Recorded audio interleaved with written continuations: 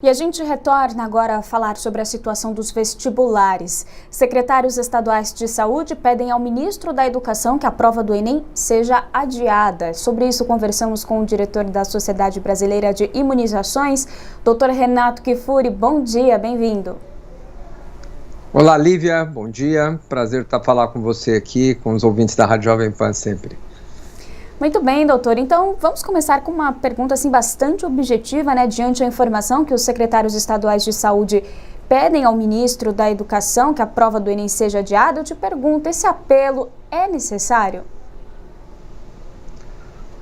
Olha, sobre o ponto de vista de transmissão da doença, nós estamos passando por um momento muito difícil, durante todo esse ano.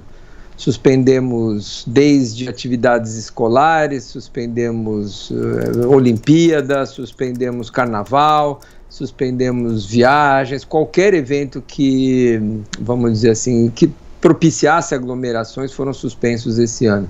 E certamente não imaginávamos que ao final do ano, no momento dos vestibulares, do Enem, das provas, nós tivéssemos que enfrentar também esse desafio de tentar entender qual o melhor caminho.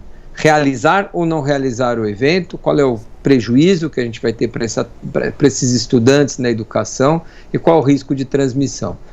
É claro que esse risco pode ser minimizado, Lívia. Você pode ter horários, turmas menores por sala, horários eventualmente um pouco diferentes de entrada, distância maior entre as mesas e cadeiras, uso obrigatório de máscara, enfim, há como minimizar o risco. Janelas abertas, ambientes ventilados, é um ambiente normalmente silencioso, as pessoas falam pouco, então o risco de transmissão é menor. Então isso tudo tem que ser pesado. O prejuízo para esses alunos, eventualmente, na educação, porque não há uma previsão, adiar para quando, Se a gente pudesse falar, vai adiar 15 dias, a gente faz em janeiro, não, em fevereiro, vai ser, não há uma previsão concreta. Então isso tudo tem que ser pesado em função dos danos no avanço dos estudos desses nossos jovens. Exatamente, doutor. E a educação que já foi tão prejudicada, E o senhor bem falou dos protocolos de segurança. Outras provas, como a FUVEST, foram realizadas nos últimos dias com esse rígido protocolo de segurança. Então eu te pergunto um pouco mais, quais medidas devem ser levadas em conta na aplicação da prova, tanto por parte das instituições, dos funcionários, quanto por parte dos candidatos? É realmente seguro fazer uma prova sob esses protocolos de segurança?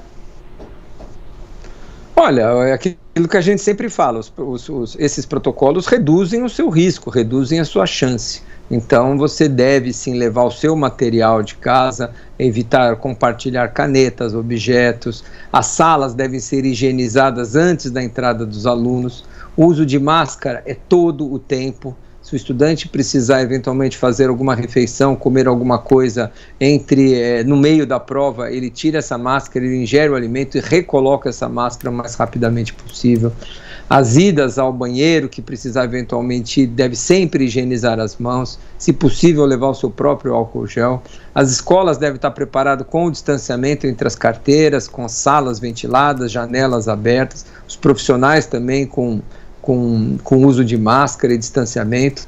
Então essas medidas reduzem muito o risco de transmissão. A gente já aprendeu que se você estiver longe das pessoas e com máscara, a chance de você se contaminar é muito pequena, quando todos estão usando máscara. Então eu acho que esses protocolos permitem com que os exames que vêm sendo feitos também sejam realizados no Enem. Agora, tem um grande gargalo, que é o transporte, esses estudantes precisam chegar até os locais de sua prova, e os horários principalmente de entrada, que todos entram ao mesmo tempo, Os horários de saída, obviamente, à medida que os estudantes vão terminando a prova, vão saindo de maneira mais fracionada, mas o horário de entrada costuma ser momentos de grande aglomeração. Então, eu acho que aí precisaria talvez encontrar alternativas em aumentar os postos de prova, ou ampliar o horário de entrada, em vez de restringir uma hora, deixar 3, 4 horas para a entrada, e os estudantes procurarem os horários menos concorridos para adentrarem o local da prova. Mas eu acho que é possível fazer uma prova com poucos riscos. Isso requer, obviamente, uma estrutura que seja bem adequada para cada local.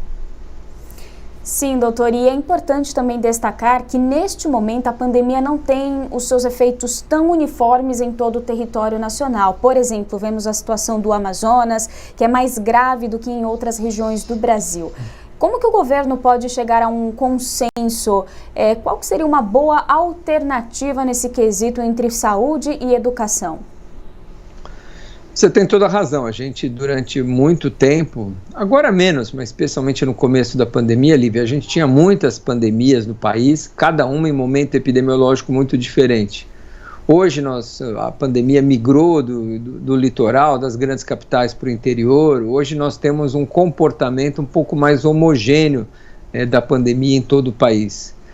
Mas mesmo assim, realmente tem municípios, tem estados onde especialmente a assistência está muito difícil. Então esses números acabam impactando muito mais no número de vagas disponíveis em UTI e número de leitos hospitalares para atendimento da população. Esse é um grande desafio. As crianças pequenas, quando nós fechamos a escola, as escolas foram as primeiras a serem fechadas no começo da pandemia, porque achávamos que a transmissão do coronavírus era muito semelhante à da gripe e dos resfriados. As crianças participavam de maneira importante na cadeia de transmissão. O que nós aprendemos com o tempo é que as crianças transmitem pouco, adoecem pouco, têm pouco sintoma, pouco tossem, pouco espirram e, consequentemente, pouco eliminam vírus na comunidade e são pouco transmissoras. O que faz com que, nesse segundo momento, a gente tenha um olhar muito diferente no fechamento das escolas. A Europa, que está restringindo, voltando medidas tão apertadas, o último local que está sendo fechado são as escolas, porque eles entenderam, e nós aprendemos com a pandemia, que as crianças, especialmente as menores de 10 anos de idade, têm pouca importância na cadeia de transmissão. Diferente dos adolescentes de 10 a 20 anos de idade, onde tem um comportamento um pouco mais semelhante ao dos adultos. Então, o prejuízo que nós estamos tendo com a educação de um ano num país como o nosso, que já tem tantos problemas de educação, é enorme.